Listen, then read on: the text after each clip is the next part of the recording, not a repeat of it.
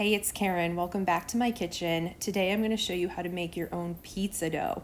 Now, this is something that is more of a technique, so you don't have to worry about precise or exact measurements along the way. All right, the more you do this, the easier it gets too, I promise.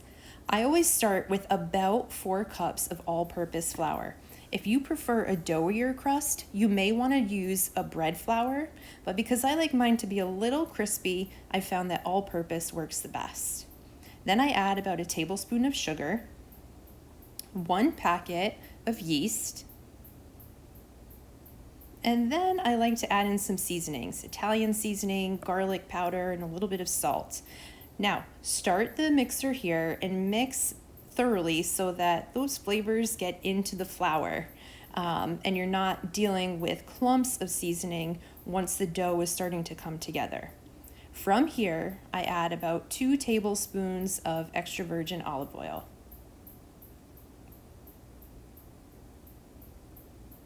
And now is when I begin to add the warm to hot water. Again, I don't measure the temperature of the water. I just get about 2 cups of warm to hot water ready to go. And I slowly drizzle it in at the beginning, and I usually add only about half of it to start. Let the dough come together.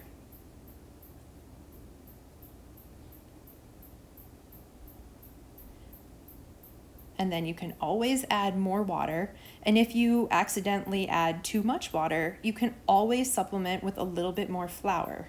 You want to get it to the point so that the dough is coming together and that it's pulling away from the sides of your bowl. I've sped up the video here just to save us some time.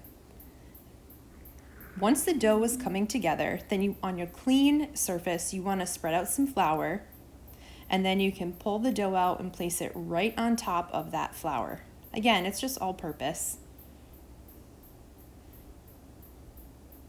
Now you can see this dough is pretty wet, so I'm going to need to have plenty of flour on the bottom, and I usually add a little bit more flour on top as well.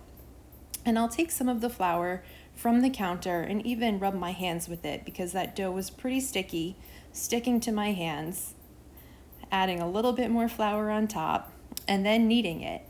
And the process of kneading, once you get the hang of it, is a great workout, but pretty simple. So you keep folding the dough into itself and then pressing the heel of your palm right into it. So you're spreading everything out. Now this is why it's important to add all the seasoning at the beginning and spread throughout, because you don't want to have these clumps of seasoning right here in this dough. Now, go ahead and add more flour when you need it.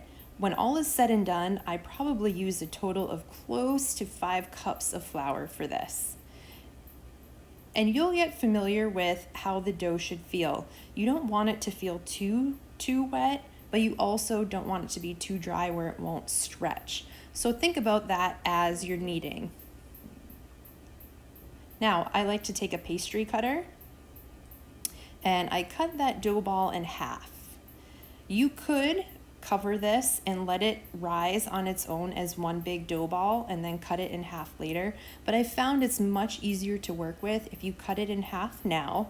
And then if you need to, you can knead out the 2 individual dough balls themselves, but at this point they should be pretty good to go.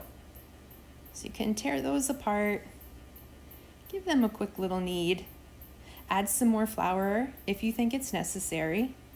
Form it back into a ball. Same thing with the other side. Now again, these don't have to be perfectly in half. Just eyeball it.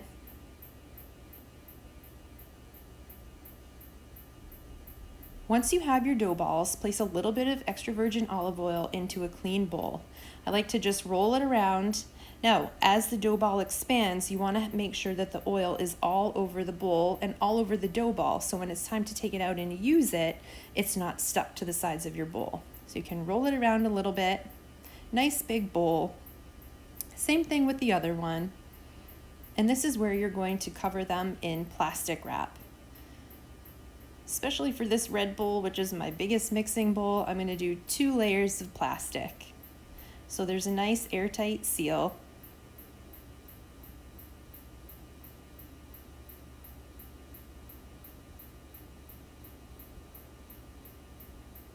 And then from here, you just let the dough sit in a warm, dry spot for about 45 minutes to an hour.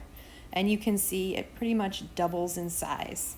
From here, you're ready to go. You can either refrigerate it and use it later, or take it out, spread it out, knead it a little bit more if you want to, get it on a pan and top it with your favorite toppings.